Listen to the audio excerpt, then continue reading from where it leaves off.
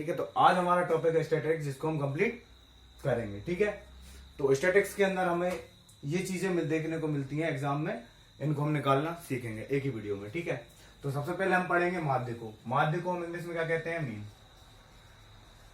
ठीक है। तो हम मीन निकालने के लिए सबसे अच्छा तरीका क्या है? मीन। मीन यानी कि दूसरे शब्दों में हम इसे एवरेज भी कह सकते हैं। ठीक है। इन जो आपको डेटा दिया रहेगा उसका आपको एवरेज निकालना है। ठीक है। इस डेटा को जोड़ो और जितने भी नंबर उससे भाग दे दो तो आपका क्या निकल जाएगा?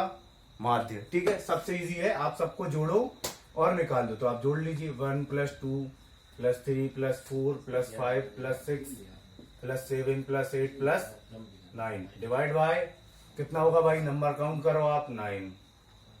ठीक है। सबको जोड़ लीजिए, कितने हो रहा है? 9 और 1 10, 8 और 2 10 यानी 20। ये होगा आपके 10 और 30, ये होगा 40 और 5 45। ठीक है। 45/9 आपके हो गए 5। ठीक है। तो 5 आपका क्या रहेगा यहाँ पर? माध्य। ठीक है। तो हमारा माध्य निकल गया। ठीक। तो सबसे आसान तरीका है माध्य निकालने का ये। ठीक है।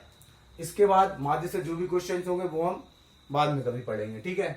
तो ये पहला हमारा निकल गया। ठीक है। दूसरी हमारी निकली माध्यिका। माध्यिका को हम माध्यक भी कहते हैं।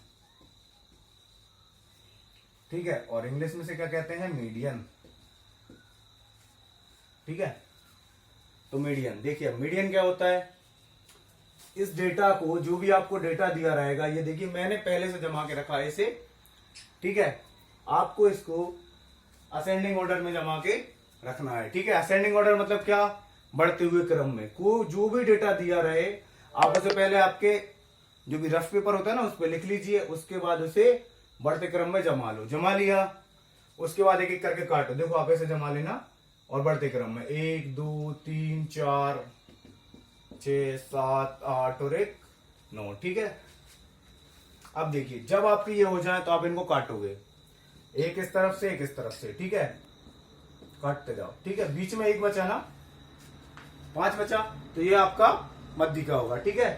एक क्वेश्चन सॉल्व। ठीक है। लेकिन अगर सर यहां पर जैसे 10 दिया हो तो अब क्या करोगे? अब देखो काटेंगे ना हम, कैसे कटेंगे वो देखो।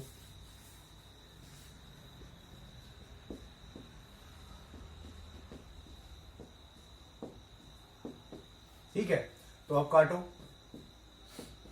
मैं जल्दी से काट लिया इसे। बीच में 2 बच गए, अब क्या करेंगे? कुछ नहीं करना, दोनों को जोड़ना है और 2 से भाग दे देना है। जो आएगा वो आंसर कितना आ जाएगा? 5.5। देखिए 11 होगा, 11/2 आपका 5.5। तो ये हमारी क्या निकल गई? माध्यिका। ठीक है। चलिए माध्यिका भी सॉर्ट हो गई आपकी। ठीक है। अगला टॉपिक देखिए, अगला है बहुलक। बहुलक का मतलब क्या होता है? बहु मतलब बहुत और लक मतलब किस्मत। जो किस्मत से सबसे ज्यादा बार आ जाए वो बहुलक। ठीक है। ऐसी कोई डेफिनेशन नहीं है, नहीं तो आप लोग यही समझ लो। ठीक है। ये सिर्फ आपको याद करने के लिए है बहुलक। ठीक है। तो बहुलक क्या होता है? जो सबसे ज्यादा बार आए, इसे हम क्या कहते हैं? मोड। ठीक। तो मोड हो गया आपका। ठीक है। सबसे ज्यादा बार, इसमें सबसे ज्यादा बार कौन है? कोई नहीं है। ठीक है। मैं दूसरा एक डेटा ले रहा हूं, जैसे कि 1 2 4 3 4 3, यहाँ पर 4 3 9 6 ये लो। अब इसमें आप बहुलक देखो, सबसे ज्यादा बार कौन आया? 1 2 3 4 4 टाइम्स है। इससे कम 3 टाइम्स है। ठीक है। तो ये होगा नहीं, तो आंसर क्या हो जाएगा हमारा? 4। ठीक है। तो इसके साथ कभी आपके साथ ऐसा भी हो सकता है कि 3 भी देखो, 1 2 3 4 1 2 3 4, यानी कि 3 और 4 ये दोनों ही बहुलक होंगे, क्योंकि दोनों सबसे ज्यादा बार आ रहे हैं। ठीक है। लेकिन जब एक कोई संख्या का बराबर, जैसे 4 इसमें नहीं होता, अब बताना है तो अब देखो 3 1 2 3 4 बार है और ये सिर्फ 3 बार है, यानी कि अब कितना होगा? सिर्फ 3। जो सबसे ज्यादा बार आया वो बहुलक। अगर कभी भी 2 नंबर्स एक जैसी संख्या में आए और वो सर्वाधिक हो तो वही हमारा बहुलक होगा। ठीक है। तो यानी कि आपके 2 3 4 इतने ही बहुलक हो सकते हैं। अगर मैं बोलूं इस डेटा में बहुलक क्या है, तो सभी नंबर बहुलक हैं। ठीक है। क्योंकि सभी की जो फ्रीक्वेंसी है, फ्रीक्वेंसी मतलब आवृत्ति, आवृत्ति मतलब कितने बार आ रहे हैं, सबकी बराबर है, तो ये सभी बहुलक हैं इसमें। ठीक है। अगर इसमें मान लो कहीं पर भी 2 लिखा होता तो 2 कितने टाइम्स हो गए? 2 टाइम्स, तो ये बहुलक। यहाँ पे 8 लिखा है तो 8 बहुलक। ठीक है। 3 लिखा है तो 3 बहुलक। ठीक है।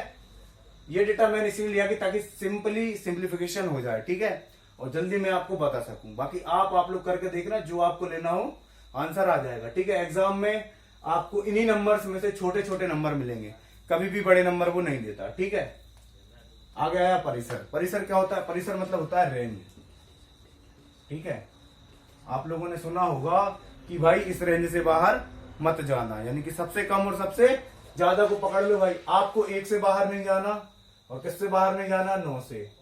तो इन दोनों में बड़ा कौन है? 9। 9 में से इसको घटा दो, कितना आएगा भाई? 8। तो ये हमारी रेंज यानी कि परिसर हो जाएगी, ठीक है। बात समझ में आई आप लोगों को? आ रही है? हाँ भाई आ रही होगी, ठीक है। तो चलिए आगे बढ़ते हैं। विचलन, ठीक है। विचलन क्या होगा? विचलन यानी कि डेविएशन, ठीक है। डेविएशन क्या होता है? डेविएशन या विचलन यानी कि जो चीजें हैं वो कितनी आपस में भटक रही हैं, ठीक है। तो ये विचलन होता है, इसको हम कहते हैं माध्य विचलन, ठीक है। यानी कि विचलन का अर्थ सिर्फ इतना होता है कि कितना आप दूर हो गए उस चीज से, ठीक है, भटक गए हो, और उसका हमको क्या निकालना है? माध्य, ठीक है। ये नॉर्मली निकाली जाती है माध्य के सापेक्ष, लेकिन कभी कभी एग्जामिनर हमसे माध्यिका के सापेक्ष भी ये पूछ लेता है, ठीक है। तो देखिए, जैसे कि इस डेटा का हम लोगों ने माध्यिका निकाला था, माध्य दोनों निकाले थे। माध्य कितना आया था हमारा? 5। माध्यिका कितना आया था? 5.5। तो देखिए हम अब करेंगे इनसे कितना ये दूर हुआ। 5 से कितना दूर है ये? 4। दिख रहा है कि नहीं? आपको घटाना है, जोड़ना है, जो करोगे वही करोगे। आपको सिर्फ इससे दूरी बतानी है, कितने दूर है इससे? ये सिर्फ 4 की दूरी पे है, ठीक है। तो 4, ये कितनी दूरी पे है? 3, ये कितनी दूरी पर है? 2, ये कितनी दूरी पर है? 1, ये कितनी दूरी पर है आपका? 0, ये कितनी दूरी पर है? 1, ये 2, 3 और ये 4। यही होंगे। टोटल कर दो आप इनका, और डिवाइड में कितनी संख्या थी? 9, उससे भाग दे देना, आपका आंसर आ जाएगा, ठीक है। बहुत सिंपल है, कर लोगे बन जाएगा, ठीक है। ये आपको हो जाएगा, आप जोड़ लेना और 9 से भाग दे देना, तो आपका क्या निकल आएगा? ये माध्य विचलन, ठीक है। ये किसके सापेक्ष है? माध्य के सापेक्ष है। सेम आप किसके सापेक्ष निकाल सकते हो? माध्यिका के। अभी किससे घटाया था? 5 से। अब किससे घटाएंगे? 5.5 से। तो कितना कितना निकलता? 4.5, ठीक है। उसमें से करते कितना था? 3.5। फिर उसमें से करते 3 में से कितना था? 2.5। ऐसे सोन चलेगा ये, ठीक है। आप इनको जोड़ लेना, और ये जितने नंबर्स होंगे उतने से डिवाइड कर देना, ठीक है। काउंट कर लेना कितने हो रहे हैं। तो ये 9 थे तो 9 से डिवाइड कर दिया। ये वाला नंबर नहीं है 9, ठीक है। इनकी गिनती है, ये गिनती कितनी है, यानी कि काउंटिंग लिखते हैं नीचे, ठीक है, यानी कि नंबर्स, ठीक है। जितने भी n होंगे यानी कि जितने होंगे उससे अपन डिवाइड कर देते हैं, ठीक है। उम्मीद करते हैं ये आपको समझ आया होगा। आगे चलते हैं, ठीक है। अब आया अपना विचरण। विचरण कहते हैं ना, विचर रहे हो, कितने विचर रहे हो तुम, ठीक है। विचरण कितना किया? प्रसार, इसी को हम कहते हैं प्रसरण, ठीक है। इसको इंग्लिश में क्या बोलते हैं हम? वेरियांस। क्या बोलते हैं? वेरियांस कहते हैं। यानी कि ये कितना वेरी कर गया, कितना वेरी कर गया, कितने दूर तक ये चला जाएगा, प्रसार कितने दूर तक ये हो जाएगा। तो देखिए जो हमारा क्या निकलेगा? विचलन। विचलन के लिए जब हम निकालते हैं, माध्य विचलन नहीं बोला मैंने, सिर्फ बोला है विचलन, ठीक है। किसके अकॉर्डिंग? माध्य के। माध्य के अबाउट हम देखते हैं कितना होगा, ये 4 होगा ना। ये कितना होगा फिर? विचलन अकेला पूछा मैंने, ठीक है, माध्य नहीं पूछा अभी, सिर्फ मैंने विचलन कहा है। कितना हो गया ये? 4। ये कितना होगा? 3। ये कितना होगा? 2। ये कितना होगा? 1। सिर्फ इतने डेटा को देते हैं हम, ठीक है, ज्यादा डेटा नहीं बढ़ाते, सिर्फ इससे अपन कर ले रहे हैं, ठीक है। अब पहले लेकिन ये गलत हो जाएगा। इनका देखो, इनका माध्य कितना होगा आपस में? 5 और 5 10, 10/4 कितना हो जाएगा? 2.5 हो जाएगा कि नहीं? ठीक है, एक और बढ़ा लेते हैं, जल्दी हो जाएगा अपना, है ना। तो देखिए अगर ने बढ़ा लिया तो 5 कर लिया, तो ये कितना हो जाएंगे? 6 और 6 12 और 3 15। माध्य कितना निकलेगा? 3 निकलेगा। 15/5, 15/5 हो जाएगा ना। कितना निकलेगा? 3। तो इसी से हम इसके पहले क्या निकाल ले रहे हैं? विचलन। कितना निकलेगा? ये 2। ये कितना निकलेगा? 1। ये 0। ये कितना होगा? 1 और ये 2। सबको जोड़ दो, ठीक है। ये मत सोचना भाई घटाने के बाद ये माइनस या प्लस, वो कुछ नहीं होगा, ठीक है। सिर्फ हमको दूरी देखनी है और या तो ये माइनस में आएगा प्लस, वो सब प्लस में लेना है, ठीक है। तो ये निकालने के बाद ये विचलन है, माध्य विचलन कब हो जाएगा, इसका अपन डिवाइड कर देंगे कितने से, 5 से, ठीक है। टोटल 5 हो रहा है, तो हमारा क्या हो जाएगा, माध्य विचलन, यानी कि विचलन का माध्य, समझ रहे हो, ये हो जाएगा, ठीक है। आगे हम निकाल लेते क्या, प्रसार। प्रसार यानी कि कितना फैलेगा, इन सभी का स्क्वायर कर दो, कर दिया, ठीक है। स्क्वायर करने के बाद डिवाइड लगाओ, समझ रहे हो, और ये करने के बाद आप इसको डिवाइड कितने से कर दो, जितने हैं, तो ये क्या निकल आएगा आपका प्रसार। बहुत सिंपल है। डी में क्या करना है, वेरिएंस में क्या करना है, आपको स्क्वायर अकेला करना है सबका, जो आपका विचलन होगा इसको स्क्वायर करना है, फिर जोड़ना है, फिर डिवाइड करना है, ठीक है। ये चीज आपकी क्लियर हो गई। चलिए आगे बढ़ते हैं। नेक्स्ट अपना क्या है, मानक विचलन यानी कि स्टैंडर्ड डेविएशन, ठीक है। मानक यानी कि स्टैंडर्ड, ठीक है। तो ये क्या होगा हमारा, जो ये रहता है ना प्रसार, इसको आप निकाल दो ऐसे, अंडर रूट करके प्रसार कर दो, बस खत्म।